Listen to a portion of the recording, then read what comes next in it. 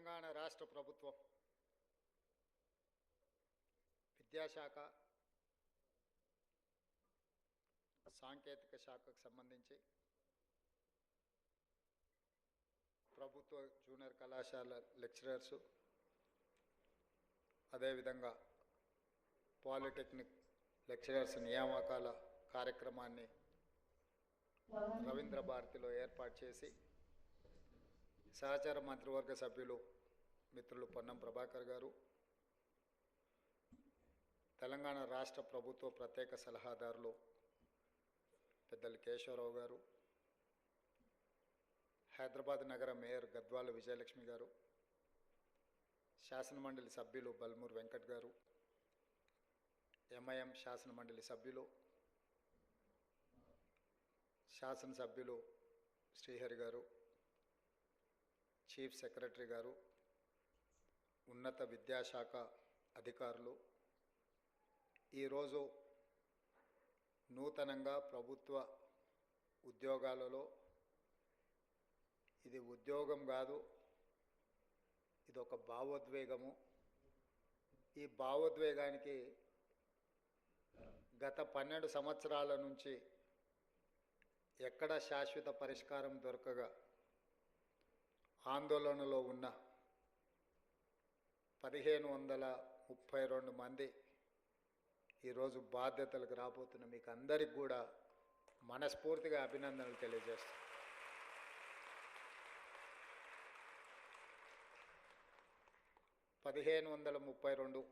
ఇందులో ప్రభుత్వ జూనియర్ కళాశాలకు సంబంధించిన 1292, పాలిటెక్నిక్ కళాశాలకు సంబంధించి 240 మంది అధ్యాపకులు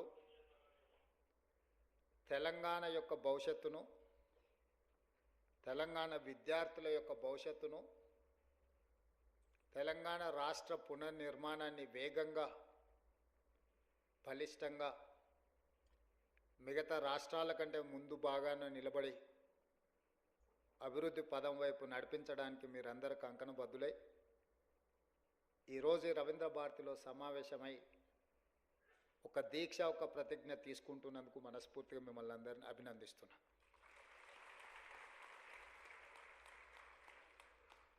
తెలంగాణ రాష్ట్ర నేపథ్యము, తెలంగాణ రాష్ట్ర ఉద్యమం యొక్క నైసర్గిక స్వరూపము,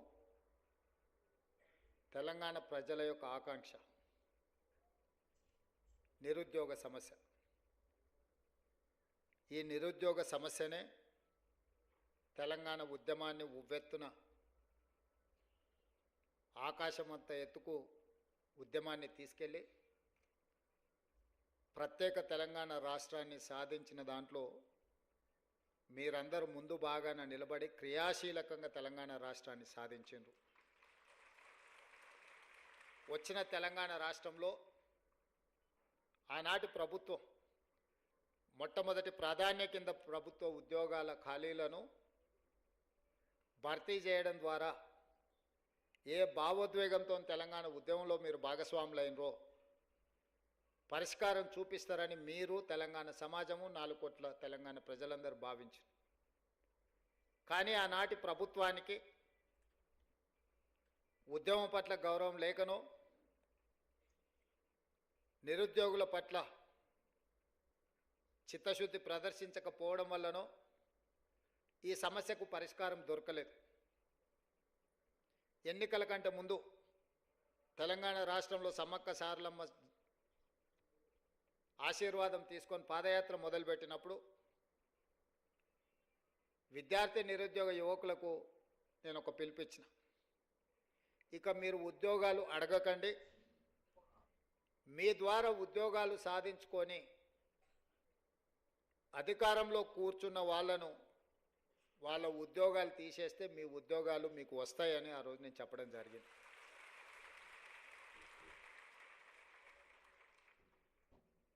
మీరు ఆత్మవిశ్వాసంతో గద్దెనెక్కిన వాళ్ళు విర్రవీగుతుంటే మీరందరూ పట్టుదలతోటి తండ్రి, కొడుకు, బిడ్డ, అల్లుడి యొక్క ఉద్యోగాలను మీరు తొలగించడం ద్వారా ఈరోజు మీ ఉద్యోగాలను మీరు శాశ్వతంగా అందిపుచ్చుకున్నారని చెప్పి నేను సందర్భంగా చెప్పదలుచుకున్నాను. ఈ ప్రభుత్వ ఏర్పాటులో మీ కృషి ఉన్నది, ఈ ప్రభుత్వ ఏర్పాటులో మీ పట్టుదల ఉన్నది. ఈ ప్రభుత్వం కూడా అంతే పట్టుదలతోటి న్యాయస్థానాలలో సంవత్సరాల కొద్దిగా కేసులు వాయిదా పడుతూ మీ సమస్యలకు శాశ్వత పరిష్కారం చూపించకుండా ప్రభుత్వం సాగదీస్తున్న సందర్భంలో గతంలో దాదాపుగా చీఫ్ సెక్రటరీ గారు చెప్తున్నారు, మీ యొక్క నోటిఫికేషన్స్ కానీ మీ పరీక్షలు కానీ 12 సంవత్సరాల నుంచి వాయిదా పడుతున్న సమస్య. ఈరోజు ఇక్కడ ఉన్నవాళ్ళు 12 సంవత్సరాలు అంటే 22 ఏళ్ళకో 23 ఏళ్ళకో 24 ఏళ్ళ యుక్త వయసులో మీరందరూ పోటీ పరీక్షలు రాసి ఇందులో ఉద్యోగాన్ని సాధించి జీవితంలో స్థిరపడి మీ తల్లిదండ్రులను ఆదుకొని మీ కన్న తల్లిదండ్రులకే కాదు మీరు పెరిగిన ఊరికి ప్రాంతానికి మంచి పేరు ప్రతిష్ట తేవాలని మీరు ప్రయత్నం చేశారు. కానీ మీ యుక్త వయసు 12 సంవత్సరాలు ఏ పరిష్కారం చూపించకుండా కాలగర్భంలో కలిసిపోయిందంటే ఇది తీరని అన్యాయం తెలంగాణ జాతికి తెలంగాణ ప్రాంతానికే జరిగింది, అది మీ కుటుంబాలకు కాదని చెప్పి నేను సందర్భంగా చెప్తున్నా. 23-24 ఏళ్ళ వయసులో ప్రభుత్వ ఉద్యోగాలకు రావాల్సిన మీరు 35-36 ఏళ్ళ వయసులో వచ్చిరంటే 12 సంవత్సరాలు వృధాగా మీ కాలగర్భంలో కలిసిపోయింది అని అంటే ఒక మనిషి జీవితంలో ఎంత కోల్పోయినట్టో మీ ఉదాహరణనే తెలంగాణ సమాజం అర్థం చేసుకోవాలి. అందుకే బాధ్యత తీసుకున్న మరుక్షణం నుంచి ఇచ్చిన నోటిఫికేషన్లను, రాసిన పరీక్షలను, ప్రశ్నాపత్రాలను సంతలో సరుకులాగా అమ్ముతుంటే తెలంగాణ పబ్లిక్ సర్వీస్ కమిషన్ నుంచి వివిధ శాఖల యొక్క నియామకాలకు సంబంధించి ప్రత్యేకమైన సమీక్ష చేసి అధికారులను సమన్వయం చేసుకుంటూ న్యాయస్థానంలో ఉన్న చిక్కుముళ్లను విప్పుకుంటూ ఒక్కొక్క శాఖ నుంచి ప్రజలే సాక్షిగా ఏ ఎల్బీ స్టేడియంలో మేము బాధ్యత చేపట్టినమో, ఏ ఎల్బీ స్టేడియంలో మీరందరూ ఆశీర్వదించి మాకు ఒక ఉద్యోగ అవకాశాన్ని, ఉద్యోగ భద్రత కల్పించారో అదే ఎల్బీ స్టేడియంలో మా చీఫ్ సెక్రటరీ గారు వాళ్ళు అందించే వివరాల ప్రకారం దాదాపుగా 57,946 ఉద్యోగ నియామకాలు చేపట్టినమని గర్వంగా మీ ముందు నిలబడి నేను చెబుతున్నా. ఈరోజు మీరు అందరూ చదువుకున్న వాళ్ళు, లెక్చరర్స్ కాదు, పాలిటెక్నిక్ కావచ్చు లేకపోతే జూనియర్ కాలేజ్ కావచ్చు, దేశ చరిత్రలోనే ఏ రాష్ట్రంలో అయినా మొదటి సంవత్సరంలో 57,946 ప్రభుత్వ ఉద్యోగ ఖాళీల నియామకం చేపట్టిన రాష్ట్రం ఏదైనా ఉన్నదా? మీరు సమయం తీసుకొని మీరు మొత్తం వివరాలు సేకరించి మళ్ళీ తెలంగాణ సమాజానికి మీరు చెప్పండి. ఇది మా ప్రభుత్వం మీ అండతో సాధించిన విజయం. ఈ విజయం అసామాన్యమైనది. ఎందుకంటే ఇన్ని ఉద్యోగ నియామకాలను ఇవ్వడం ద్వారా తెలంగాణ ఉద్యమానికి పునాదులుగా ఉపయోగపడ్డ నిరుద్యోగ యువకుల యొక్క సమస్యను శాశ్వతంగా పరిష్కరించి ప్రభుత్వ ఉద్యోగ నియామకాలు అందించిన నాకు చాలా ఆత్మ సంతృప్తినిచ్చిన సందర్భం. ఒక కుటుంబంలో ఒక ఉద్యోగం వస్తే ఆ కుటుంబం యొక్క భవిష్యత్తే కాదు, వాళ్ళ భవిష్యత్ తరాల యొక్క భవిష్యత్తు కూడా తీర్చిదిద్దడానికి ఉపయోగపడుతుంది. ఈరోజు ప్రభుత్వ ఉద్యోగ నియామకాలలో మీరు అభివృద్ధి పదం వైపు నడిస్తే మీ భవిష్యత్ తరాలందరూ కూడా ఒక క్రమ పద్ధతిలో అభివృద్ధి జరగడానికి ఉపయోగపడుతుంది. మీ ఒక్కరికే పరిమితం అయ్యేది కాదు, మీకు, మీ ఊరికి, మీ కుటుంబానికి ప్రయోజనం చేకూర్చేది. ముఖ్యంగా విద్యాశాఖ, ప్రభుత్వ ఉద్యోగాలలో అన్నిటికంటే కీలకమైనది విద్యాశాఖ. అది సాంకేతిక విద్యనా లేకపోతే ప్రాథమిక విద్యనా ఉన్నత విద్యనా ఏది అనేది పక్కన పెడితే ఈ విద్యనే దేశ భవిష్యత్తు తరగతి గదుల్లో ఉన్నది అని పెద్దలు చెప్పిండ్రు. ఇవాళ ఈ దేశం యొక్క ఆర్థిక పురోగతి మన విద్యాశాఖలో ఉన్నది.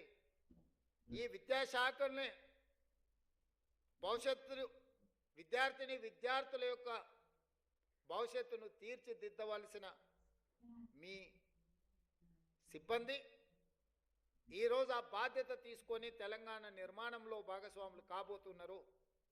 అలాంటి విద్యాశాఖలో ఇచ్చే ఉద్యోగము విద్యాశాఖకు కేటాయించే నిధులు ఖర్చు కాదు, అది భవిష్యత్ తరాల పెట్టుబడి. అందుకే తెలంగాణ రాష్ట్రంలో మొట్టమొదటిసారి 21,650 కోట్ల రూపాయలు విద్యాశాఖకు కేటాయించి విద్యకు మా ప్రభుత్వంలో ప్రాధాన్యత ఉన్నదని చెప్పి మేము ప్రయత్నం చేసినాం. 10 సంవత్సరాలు డిఎస్సి నోటిఫికేషన్లు ఇవ్వకపోవడం, ఇచ్చిన పరీక్షలు రాయకపోవడం, పరీక్షలు రాసిన ప్రశ్నాపత్రాలు జవాబు పత్రాలు జిరాక్స్ సెంటర్లలో అమ్ముతుంటే వాటన్నిటిని పక్కన పెట్టి టెట్ పరీక్షలు నిర్వహించడమే కాకుండా డిఎస్సి నోటిఫికేషన్ ఇచ్చి 55 రోజులలో మా అధికారులు పరీక్షలు నిర్వహించడం, ఫలితాలను ఇవ్వడము, నియామక పత్రాలను అందజేయడం కూడా 55 రోజుల్లోనే 11,000 పైచిలకు ఉపాధ్యాయులను నియమించిన చరిత్ర తెలంగాణ రాష్ట్రంలో మన ప్రభుత్వానిది, ప్రజాపాలనది. అదేవిధంగా 15-20 సంవత్సరాలు టీచర్ల ప్రమోషన్లు రాలే, 10 సంవత్సరాలు బదిలీలు జరగలే. దాదాపుగా 22,000 మంది టీచర్ల యొక్క ప్రమోషన్లు ఇవ్వడమే కాకుండా 36,000 మంది టీచర్ల యొక్క బదిలీలు చేసి విద్యా శాఖను ప్రక్షాళన చేసి ఈ ప్రభుత్వం మీకు అండగా నిలబడుతుంది అని చెప్పి మేము స్పష్టంగా ఆ నిర్ణయం తీసుకొని ముందుకు వచ్చినాం. అదేవిధంగా ఈరోజు తెలంగాణ రాష్ట్రంలో విద్యాశాఖ కొంత నిర్లక్ష్యానికి 10 సంవత్సరాలు గురవడం వల్ల దేశంలో ఉన్న రాష్ట్రాలలో అట్టడుగు నుంచి లెక్క పెడితే 2వ రాష్ట్రంగా 3వ రాష్ట్రంగా ఉన్నాం. మొదటి నుంచి లెక్క పెడితే 1, 2, 3లో ఉండాల్సిన తెలంగాణ రాష్ట్రం విద్యాశాఖలో చిట్ట చివరి నుంచి లెక్క పెడితే 2వ స్థానంలో 3వ స్థానంలో ఉండడం అనేది ఇది ఆందోళన కలిగించే విషయము. కేరళతో పాటు పోటీపడి రాణించవలసిన తెలంగాణ రాష్ట్రం విద్యాశాఖలో ఇంతగా ప్రమాణాలు పడిపోవడం ఇది ఆందోళనకరము, ఇది తెలంగాణ జాతికి అవమానకరం అని చెప్పి నేను ఈ సందర్భంగా చెప్పదలుచుకున్న మిత్రులారా. వాస్తవాలను అంచనా వేసుకొని వాస్తవాల మీద మనం చర్చించుకొని భవిష్యత్ ప్రణాళికలను నిర్ణయించుకున్నప్పుడే నిజంగా తెలంగాణలో ఉన్న విద్యా ప్రమాణాలను పెంచుకోవడానికి ఉపయోగపడుతుంది. ఈరోజు మేము పోటీ పరీక్షలకు చదువుకున్నాం, పరీక్షలలో ఫలితాలు సాధించినాం, ఉద్యోగం వచ్చింది, మా బాధ్యత అయిపోయింది అని ఎవరైనా అనుకుంటే అది తెలంగాణకు న్యాయం చెయ్యదు, న్యాయం జరగదు.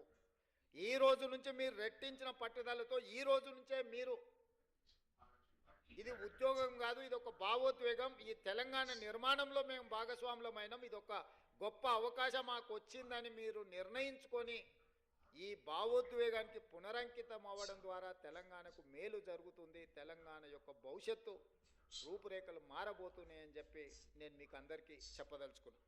అదేవిధంగా ఈ సందర్భంగా 1-2 విషయాలు మీతో నేను చర్చించదలుచుకున్నాను. గవర్నమెంట్లో రెసిడెన్షియల్ నాన్ రెసిడెన్షియల్ స్కూల్స్ని అన్నిటిని లెక్కేస్తే 29,550 స్కూల్స్ ఉన్నాయి, రెసిడెన్షియల్ అండ్ నాన్ రెసిడెన్షియల్. ఈ 29,550 పాఠశాలలలో 25,48,449 మంది స్టూడెంట్స్ ఉన్నారు. ఇందులో సిబ్బంది 1,48,449 మంది టీచింగ్ స్టాఫ్ ఉన్నారు. అదే ప్రైవేట్ స్కూల్స్ 11,207 ఉన్నారు. ఆ పాఠశాలల్లో 36,87,753 మంది విద్యార్థులు ఉన్నారు. వాళ్ళ సిబ్బంది 1,83,372 మంది ఉన్నారు. నేను ఈరోజు మిమ్మల్ని అడగదలుచుకున్నాను, దాదాపుగా 30,000 పాఠశాలల్లో 25,50,000 మంది విద్యార్థులు ఉంటే 11,800 ప్రైవేటు పాఠశాలల్లో 36,87,000 మంది విద్యార్థులు చదువుకుంటున్నారు అంటే మనకంటే ప్రైవేటు పాఠశాలలు గొప్పవా? మనకంటే విద్యా ప్రమాణాలు ఎక్కువగా ఉన్న సిబ్బంది వాళ్ళ దగ్గర ఉన్నారా?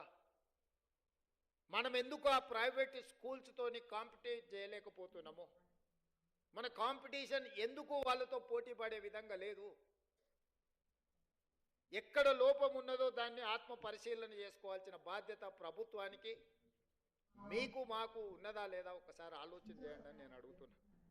ఈరోజు ప్రైవేట్ స్కూల్స్ చదువులు చెప్పే అక్కడుండే ఉపాధ్యాయుల యొక్క ఎక్స్పీరియన్స్ కానీ వాళ్ళ చదువులు కానీ మీకంటే ఎక్కడ ఎక్కువ లేవు. నేను చాలా పాఠశాలల్లో వివరాలు తెప్పించిన.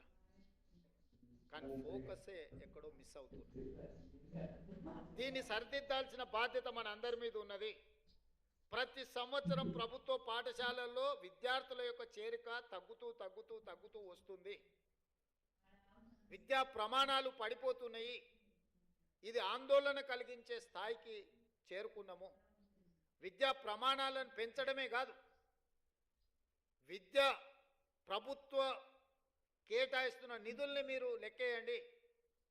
ఈరోజు రెసిడెన్షియల్ స్కూల్స్లో నాకు తెలిసి ఒక్కొక్క విద్యార్థి మీద 40,000 ఖర్చు పెడితే రెగ్యులర్ డే స్కూల్స్లో 80,000 నుంచి 90,000 ప్రతి సంవత్సరం ఖర్చు పెడుతున్నాం మనం.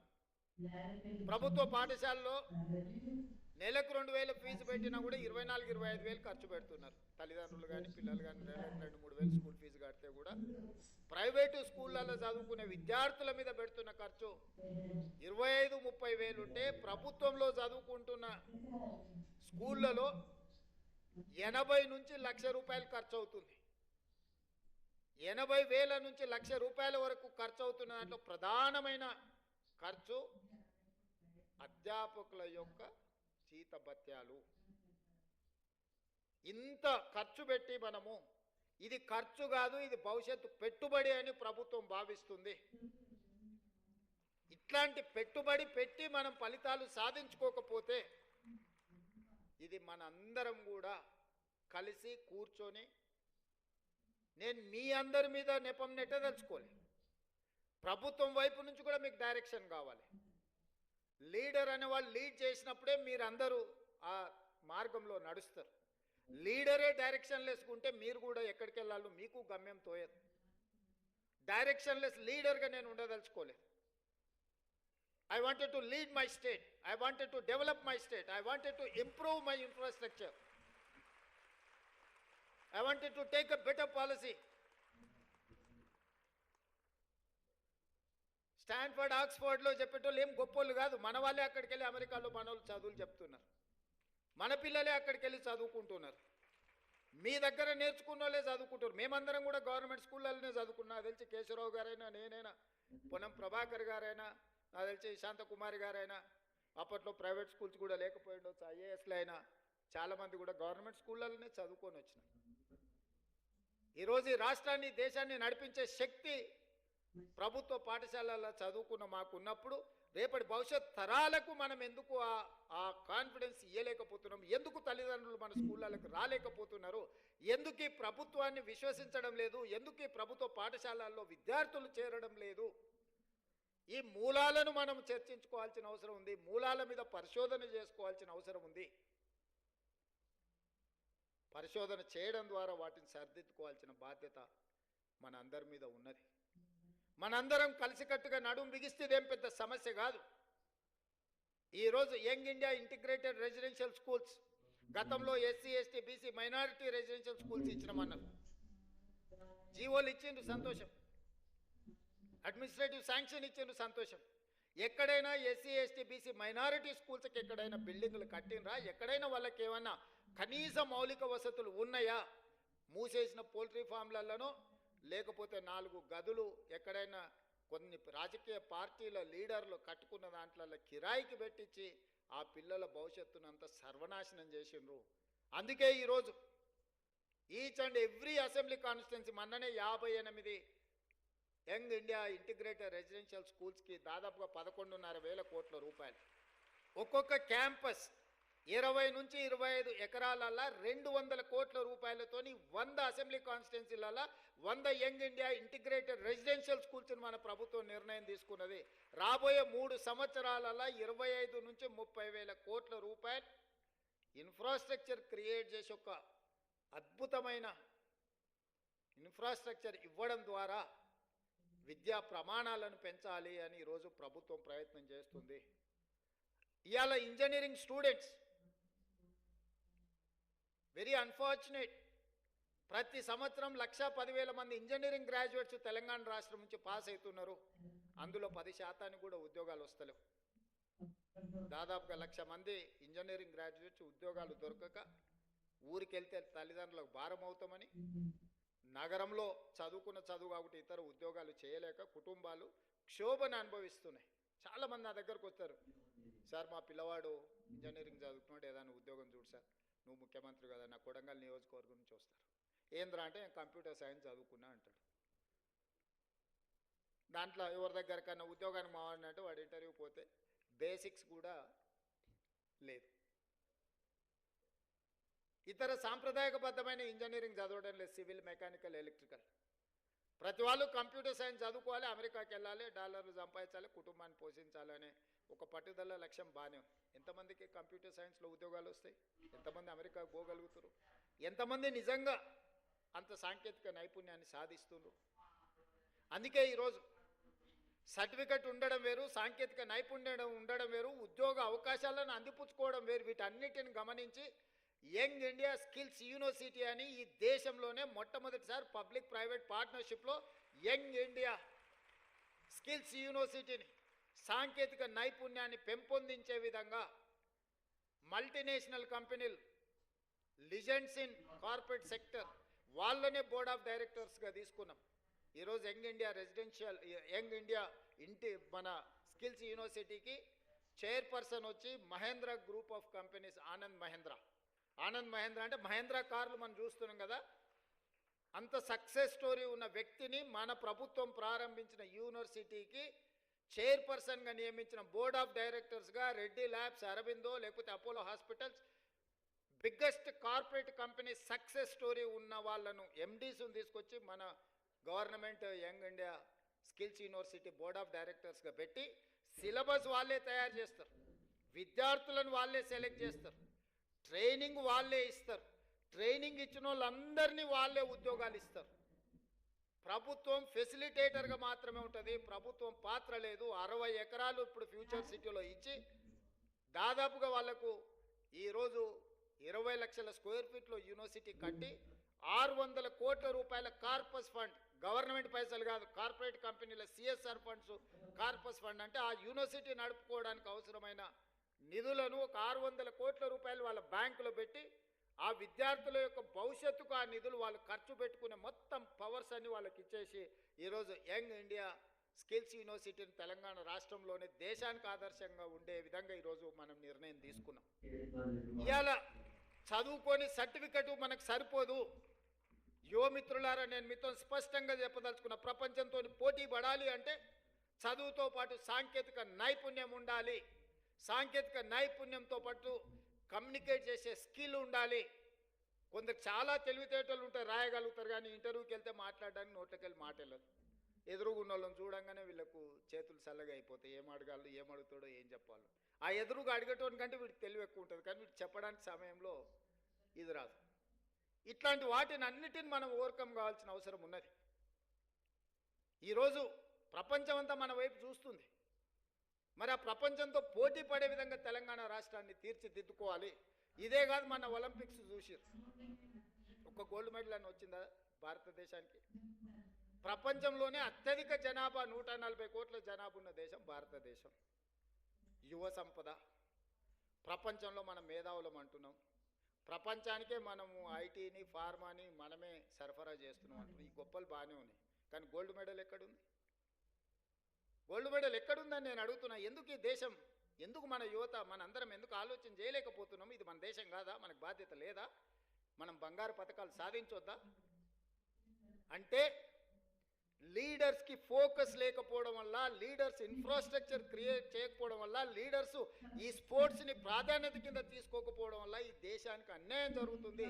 అందుకే యంగ్ ఇండియా స్పోర్ట్స్ యూనివర్సిటీని, యంగ్ ఇండియా స్పోర్ట్స్ అకాడమీని మనం ఈరోజు ప్రారంభించుకున్నాము. ప్రపంచ దిగ్గజాలైన కార్పొరేట్ కంపెనీలను తీసుకొచ్చి అందులో భాగస్వాములను చేసినాము.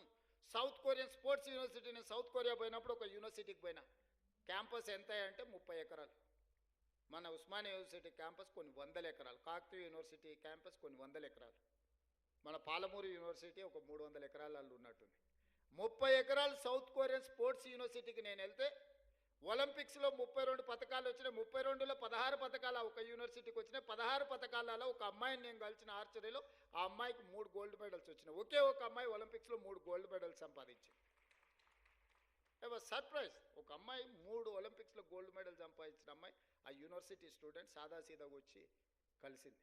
ఒక అమ్మాయి చిన్న పాపులేషన్ ఉన్న సౌత్ కొరియాలో 3 గోల్డ్ మెడల్ 32 మెడల్స్ సాధిస్తే 140 కోట్ల జనాభా ఉన్న మనం ఒక్కటి కూడా సాధించలేదంటే మనం ఆత్మ పరిశీలన చేసుకోవాల్సిన అవసరం ఉందా లేదా ఆలోచించేయండి మిత్రులారా. అందుకే ఈరోజు చదువుతో పాటు క్రీడలకు కూడా ప్రాధాన్యత ఇవ్వాలని క్రికెట్లో వరల్డ్ కప్ సాధించిన సిరాజుద్దీన్ మన హైదరాబాద్ యువ క్రికెటర్ని, అతను చదువుకున్నది ఇంటర్మీడియటే. అతనికి ఉద్యోగాలు ఇవ్వాలంటే నిబంధన అడ్డం వచ్చింది. క్యాబినెట్లో పెట్టి నిబంధనను సవరించి గ్రూప్ 1 డిఎస్పీ జాబ్ సిరాజుద్దీన్కి ఇచ్చిన నేను. నిఖత్ జరీన్ బాక్సింగ్లో నిజామాబాద్ ఒక అత్యంత purest of the poor minority family girl బాక్సింగ్లో రాణిస్తే ఆ అమ్మాయిని నిఖత్ జరీన్ 2 కోట్ల రూపాయల నగదు ఇవ్వడమే కాకుండా గ్రూప్ 1 జాబ్ డిఎస్పీ జాబ్ ఆ అమ్మాయికి ఇచ్చిన. దీప్తి అని పారా ఒలింపిక్స్లో కాంస్య పథకం సాధించింది వరంగల్ అమ్మాయి. ఆ అమ్మాయికి గ్రూప్ 2 జాబ్ ఇవ్వడమే కాకుండా వరంగల్లో ఇడ్లు ప్లాట్ ఇవ్వడమే కాకుండా 25 లక్షల రూపాయల క్యాష్ రివార్డు కూడా ఇచ్చిన. ఇవన్నీ కూడా నేను ఎందుకు మీతో పంచుకుంటున్నానంటే చదువుతో పాటు క్రీడలలో రాణించాలి. క్రీడలు దేశం యొక్క ప్రతిష్టను పెంపొందిస్తాయి. మొన్న నేను ప్రధానమంత్రి గారిని కలిసినప్పుడు 2036లో ఒలింపిక్స్ క్రీడల్ని ఈ దేశంలో నిర్వహించాలని మనోళ్ళు బిడ్డింగ్ చేస్తున్నారు. ఈ దేశంలో అత్యధికంగా క్రీడలకు సంబంధించిన వసతులు తెలంగాణ రాష్ట్రంలో హైదరాబాద్లో ఉన్నాయి. 20 ఏళ్ల కింద మనము నేషనల్ మిలిటరీ గేమ్స్ కండక్ట్ చేసినాం, ఏషియన్ గేమ్స్ కండక్ట్ చేసినాం. గొప్ప గొప్ప క్రీడల్ని మన హైదరాబాద్ నగరంలో మనం నిర్వహించినాం. కానీ 20 ఏళ్ళు అవి పెళ్ళిళ్ళకు పేరంటాలకు ఫంక్షన్ హాల్స్గా మారిపోయినాయి. ఇది నిజంగా బాధతోని కూడుకున్న విషయం. అందుకే నేను వస్తానే సింగిల్ ఆర్డర్ ఇచ్చిన, స్పోర్ట్స్కు తప్ప గేమ్స్కు తప్ప అవి ఎవ్వడికి ఇవ్వద్దు. ఎవడున్నా ముఖ్యమంత్రి ఇంట్లో శుభకార్యం ఉన్నా అవి మాత్రం ఇవ్వడానికి వీల్లేదని ఒక ఆర్డర్ ఇచ్చి వాటిని అన్నిటినీ రివైవ్ చేసి రిపేర్స్ చేసి ట్రై నేషనల్ ఫుట్బాల్ ఛాంపియన్షిప్ నుంచి రెగ్యులర్గా క్రీడల్ని అక్కడ నిర్వహించే కార్యక్రమాన్ని ఇచ్చిన. ఇవాళ అవన్నిటిని కూడా స్పోర్ట్స్ యూనివర్సిటీకి మనం ఈరోజు డెడికేట్ చేస్తున్నాం. రేపు భవిష్యత్తులో మీరందరూ, ఎందుకంటే మీ స్కూల్లో మీ కాలేజీలో మీ ప్రాంతంలో మట్టిలో మాణిక్యాలను వెలికి తీసి క్రీడాకారులను తయారు చేసే బాధ్యత మీ అందరి మీద ఉన్నది మిత్రులారా. మీరందరూ దృష్టిలో పెట్టుకోండి. చదువుకోవడం ఉద్యోగం సాధించడమే కాదు, దేశ గౌరవ ప్రతిష్ట పెరగాలి అంటే కూడా ఇతర రంగాలలో మనం రాణించాలంటే మీరు గుర్తించాలి. విద్యార్థులలో ఉన్న నైపుణ్యాన్ని మీరే గుర్తించగలరు. తల్లిదండ్రుల కంటే ఎక్కువగా మీరు వాళ్ళతో మీతోనే ఎక్కువ సమయం ఉంటారు, మీరే గుర్తించగలుగుతారు. మీరందరూ ఆ దిశగా ఆలోచన చేయండి. ఆ దిశగా మనందరం ప్రయాణం చేద్దాం, మనందరం కలిసి పనిచేద్దాం. కొన్ని సమస్యలు ఉండొచ్చు, కానీ సమస్యల మీద చర్చించుకుంటూ సమస్యలు పరిష్కారం కాలేదు కాబట్టి ప్రభుత్వానికి సహకరించమని ప్రభుత్వ ఉద్యోగులు ఎవరన్నా అనుకుంటే ఇంకా మన పరిస్థితులు దిగజారిపోయి నెల జీతభత్యాలు ఇచ్చుకోలేని పరిస్థితికి పడిపోతాము. ఇవాళ ప్రభుత్వంలో ఉన్న వాళ్ళని అడగండి, డిసెంబరు 2023 కంటే ముందు ఎన్నడైనా 1వ తారీఖు నాడు జీతాలు వచ్చినాయా? తెలంగాణ రాష్ట్రం వచ్చిన తర్వాత జనవరి 2024 నుంచి ఈ రోజు వరకు ప్రతి నెల 1వ తారీఖు నాడు ప్రభుత్వ ఉద్యోగికి జీత భత్తాలు ఖాతాలో పడుతున్నాయా లేదా? మీరు ఒక్కసారి వాళ్ళు అడగండి. ఏ ప్రభుత్వం కోసం, ఏ ప్రజల కోసం మీరు నిరంతరం కష్టపడుతున్నారో 1వ తారీఖు నాడు మీకు జీత భత్యాలు ఇవ్వలేదంటే మీ యజమాని మీదనో మీ ప్రభుత్వం మీదనో మీకు ఎందుకు విశ్వాసం ఉంటుంది? ఎందుకు నమ్మకంగా పనిచేస్తారు? అందుకే ఈరోజు ప్రతి నెల 1వ తారీఖు నాడు నా ప్రభుత్వ ఉద్యోగులకు జీత భత్యాలు ఇచ్చే ప్రయత్నం నేను చేస్తున్నా. ఇప్పటివరకు ఒక్క రోజు కూడా తప్పకుండా ఈ నెల చాలా ఇబ్బంది వస్తే రిజర్వ్ బ్యాంకులో ప్రత్యేకంగా తలకాయ తాకట్టు పెట్టి 4,000 కోట్ల రూపాయలు తీసుకొచ్చి 1వ తారీఖు నాడు ప్రభుత్వ ఉద్యోగస్తులకు జీత భత్యాలు ఇచ్చిన. సరే, కరువు భత్యము, డిఏలు, కొన్ని విషయాలు మీరు అంటున్నారు. నేను ఒకటే మా ప్రభుత్వ ఉద్యోగ మిత్రులకు విజ్ఞప్తి చేస్తున్నాను. ఈ ప్రభుత్వం మీది, నేను కస్టోడియన్ మాత్రమే. నేను మీ అందరి తరఫున సమన్వయం చేసేవాడిని. నాకంటూ ప్రత్యేకంగా కిరీటం ఏం లేదు. నాకేదో పెద్ద స్ట్రేచర్ ఉందని కొంతమంది మా స్ట్రేచర్ పెద్దదని. ఇంత ఉందే మా ఎమ్మెల్యేలు స్ట్రేచర్ ఉన్నాయని స్ట్రెచర్ మీద కొండి, స్ట్రెచర్ మీద నుంచి మార్చరికి పోతాడు రేపు పొద్దుగాల. స్ట్రేచర్ అనేది పొజిషన్కి ఉంటుంది, ఇండివిజువల్కి ఉండదు. ఇండివిజువల్ పర్సన్స్కో ఇండివిజువల్ కాస్ట్కో స్ట్రేచర్ ఉండదు. ఎమ్మెల్యేకి స్ట్రేచర్ ఉంటుంది, ప్రభుత్వ ఉద్యోగికి స్ట్రేచర్ ఉంటుంది, ఎమ్మెల్యేకి స్ట్రేచర్ ఉంటుంది, ఎంపీకి స్ట్రేచర్ ఉంటుంది, ఎమ్మెల్సీకి స్ట్రేచర్ ఉంటుంది, మంత్రికి స్ట్రేచర్ ఉంటుంది, ముఖ్యమంత్రికి ఉంటుంది, గవర్నర్కి ఉంటుంది, ప్రధానమంత్రికి ఉంటుంది, రాష్ట్రపతికి ఉంటుంది. ఆ కుర్చీకి స్ట్రేచర్ ఉంటుంది. మీకు మీరు మాకు స్ట్రేచర్ ఉందని అనుకుంటే ఆ స్ట్రేచర్ ఉందని విర్రవీగితే స్ట్రెచర్ మీదకి పంపించరు. ఇట్లే చేస్తే ఆ తర్వాత మార్చరికి పోతారు. అది కూడా గుర్తుపెట్టుకోవాలి. అందుకే ఈరోజు మా ప్రభుత్వ ఉద్యోగ మిత్రులకు నేను విజ్ఞప్తి చేస్తున్నా. పైసా పైసా లెక్క మొత్తం మీకు అప్పచెప్తా. ఏది ఎట్లా వంచాలనో మీరే చెప్పురి. ఇక నా దగ్గర ఏం లేదు, అనా పైసా నా అన్ని జేబులలో తీసి మీ ముందర పెడతా, టేబుల్ మీద పెడతా. ఒక్క పైసా కూడా నా జేబులో పెట్టుకొని నా నెల జీతం కూడా మీకే ఇస్తా. ఎట్లా వంచుదామో చెప్పురి.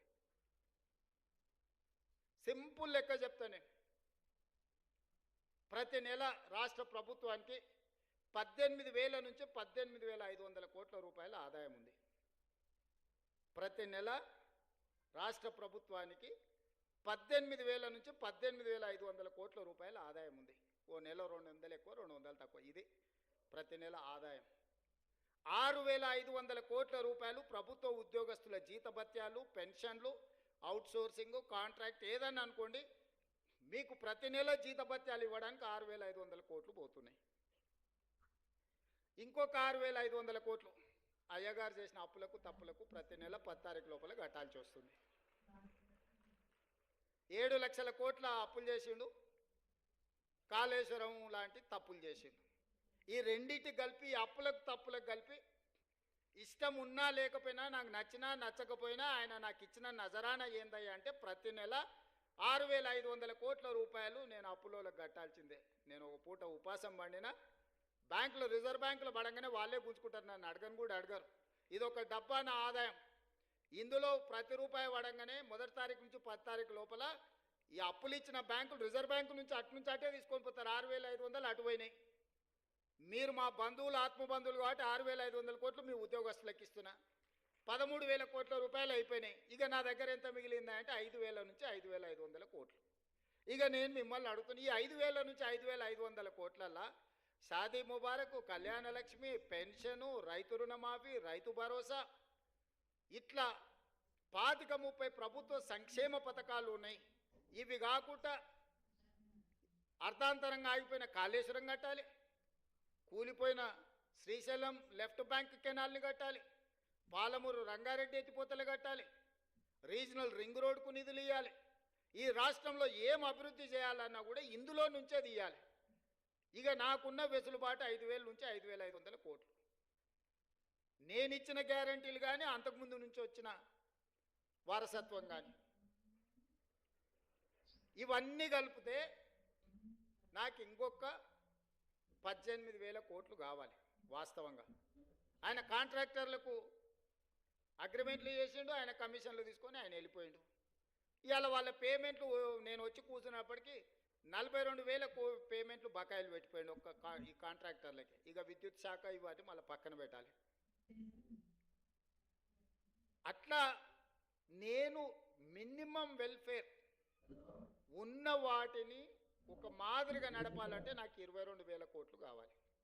22,000 కోట్లు నాకు వస్తే ఇప్పుడున్న కమిట్మెంట్స్ ఏదైతే వెల్ఫేర్లో ఇప్పుడు నేను చెప్పిన రైతు భరోసా కావచ్చు, లేకపోతే ఆర్టీసీ బస్సు కావచ్చు, లేకపోతే ఉచిత కరెంటు కావచ్చు, ఇంటికి సిలిండర్ కావచ్చు, రాజీవ్ ఆరోగ్యశ్రీ, ఇట్లా ఇవన్నీ కలిపితే 22,000 కావాలి. 22,000 అంటే 13,000 ఇవి తీసేస్తే 9,000 కోట్లు ఉంటే నేను ఇవన్నీ సమన్వయం చేయగలుగుతా 15 తారీఖు లోపల.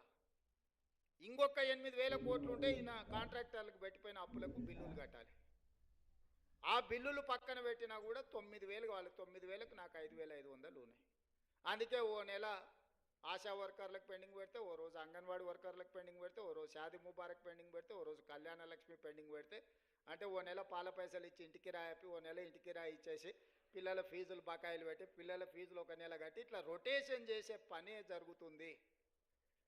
ఇవన్నీ నేను చెప్తా, రాష్ట్రం దివాలా తీసిందని బయటికి చెప్తావా నువ్వు అంటాడు.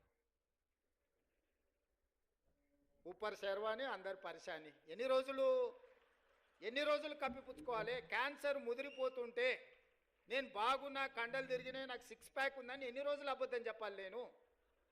మీరు చెప్పండి. ఈ రాష్ట్రానికి ఆర్థికంగా ఆయన గారు క్యాన్సర్ ఇచ్చిపోయిండు.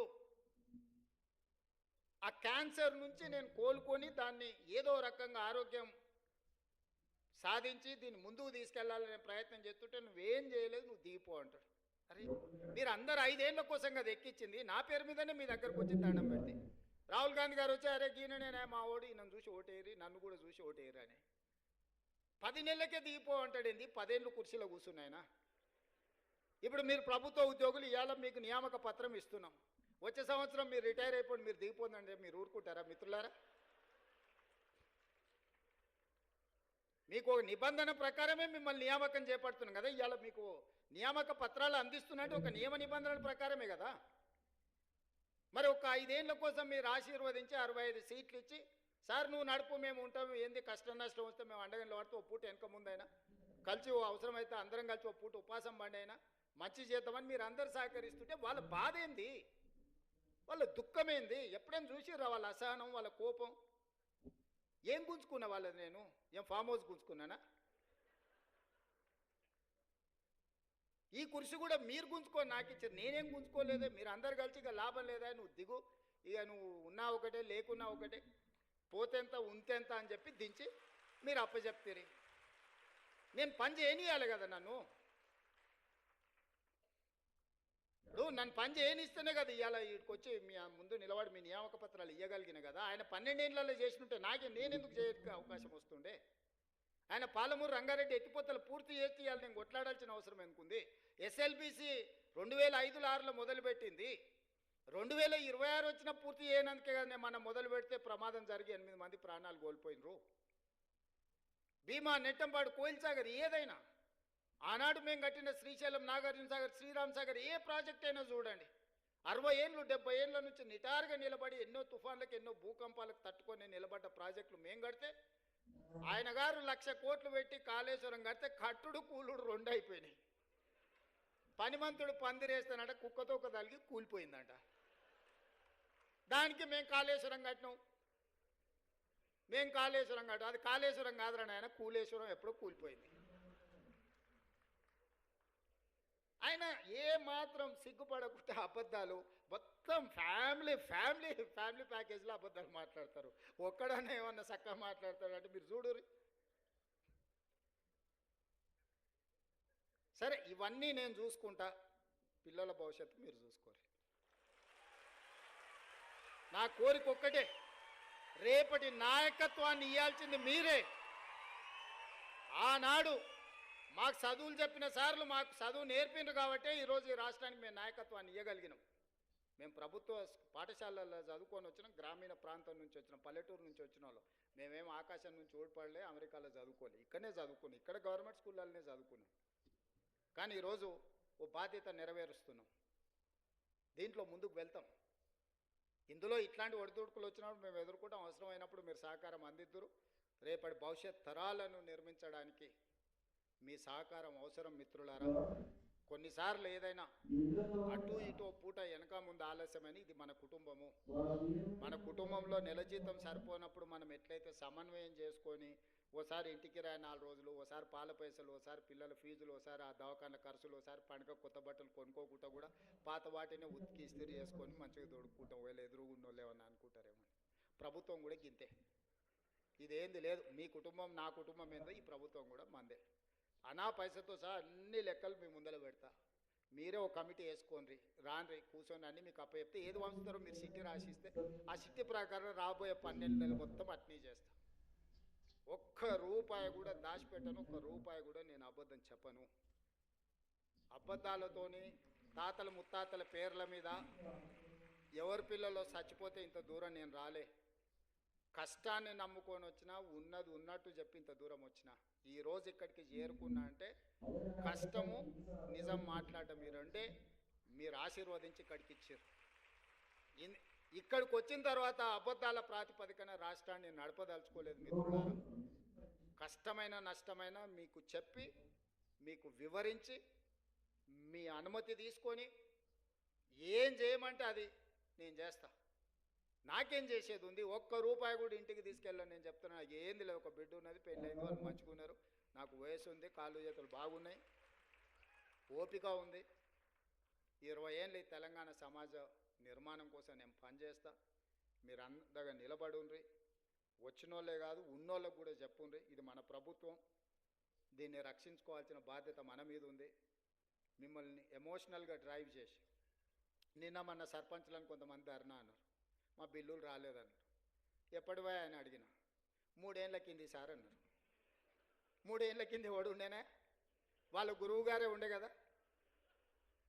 వాళ్ళ గురువు గారు నిండా ముంచిపోతే నేను ఒకటొకటి కట్టుకుంటూ వస్తున్నా. సర్పంచ్లకు బిల్లులు ఇవ్వాలి కదా. ఆయన అంటాడు తాటి చెట్టు లెక్క పెరిగింది కానీ అవగిందంత అవగాహన కూడా లేదు. ఆయననే కదా ఆర్థిక మంత్రి ఉన్నది, ఆయన ఇస్తా అంటే నేను వద్దన్నానా? అంటే ఇట్లాంటివి సమయానుకూలంగా ప్రజలు మర్చిపోతారు అనుకొని మనల్ని భ్రమలలో పెట్టి ఏదైతే చేయాలనుకుంటుందో అది కుదరదు, అది అట్లా మంచిది కాదు. జాగ్రత్తగా మన అందరం కలిసి ముందుకు వెళ్దాం, ఈ రాష్ట్రాన్ని కాపాడుకుందాం, ఈ రాష్ట్రాన్ని దేశానికి ఆదర్శంగా తీర్చిదిద్దుదామని తెలియజేస్తూ మీ అందరి దగ్గర సెలవు తీసుకుంటున్నా. ధన్యవాదాలు మిత్రులు. తెరిచిన పుస్తకం మన రేవంత్ రెడ్డి గారు. ఒక తెలంగాణ తేజంగా, ఒక ముఖ్యమంత్రిగా కొల్లా నిజానిజాలని నిక్కచ్చిగా లెక్కలతో తేల్చి చెప్పినటువంటి మహనీయమూర్తి రేవంత్ రెడ్డి గారు. వారి యొక్క నాయకత్వం నిరంతరం కొనసాగాలని ఒక్కసారి గట్టిగా మీ కరతాళ ధ్వనులు. రేవంత్ రెడ్డి అనే నాయకత్వం నిరంతరం కొనసాగాలి. యావత్ తెలంగాణ మేము గౌరవంగా స్మరించాలని భావన చేస్తూ ఇప్పుడు ఉద్యోగాలు నియామక పత్రాల బహుకరణ ఉంటుంది. మొట్టమొదట పాలిటెక్నిక్ కాలేజీ లెక్చరర్స్ లిస్టు మనవి చేస్తాను. జె హారిక గారు మొట్టమొదట నియామక పత్రాన్ని ముఖ్యమంత్రి గారి నుంచి స్వీకరిస్తూ ఉన్నారు. జె హారిక గారు సివిల్ బ్రాంచ్ లో junior lecturer. Next Amatul Mohameen ఫార్మసీలో జూనియర్ లెక్చరర్, నల్గొండ జిల్లా అభివృద్ధి మైనారిటీ విభాగం బీసీఈ గ్రూప్. రెండమ్మా తీసుకున్న వాళ్ళు లైట్ వచ్చేయాలి రైట్ సైడ్కి. బి దేవిశ్రీ గారు ఈసీఈ జూనియర్ లెక్చరర్, నల్గొండ జిల్లా వాసి, ఎస్సీ విభాగం. దేవిశ్రీ గారు సర్టిఫికెట్ అందుకుంటున్నారు. ఈ సాయి కిరణ్ మెకానికల్ విభాగంలో జూనియర్ లెక్చరర్, పెద్దపల్లి వారు, బీసీబీ విభాగం కేటగిరీ వీరది. సాయి కిరణ్ గారు. K Shweta physics junior lecturer in polytechnic college Mahabubnagar. Alekhya metallurgy department Asifabad వారు, ఎస్సీ విభాగం వీరిది, జూనియర్ లెక్చరర్ గా సర్టిఫికెట్. గట్టిగా కరతాళాలు ఉండాలి. ఇక ఇంటర్మీడియట్ బోర్డు విభాగం వారు జి సుమన్. అలేఖ్య గారు ఇప్పుడు తీసుకుంటున్నారు. జి సుమన్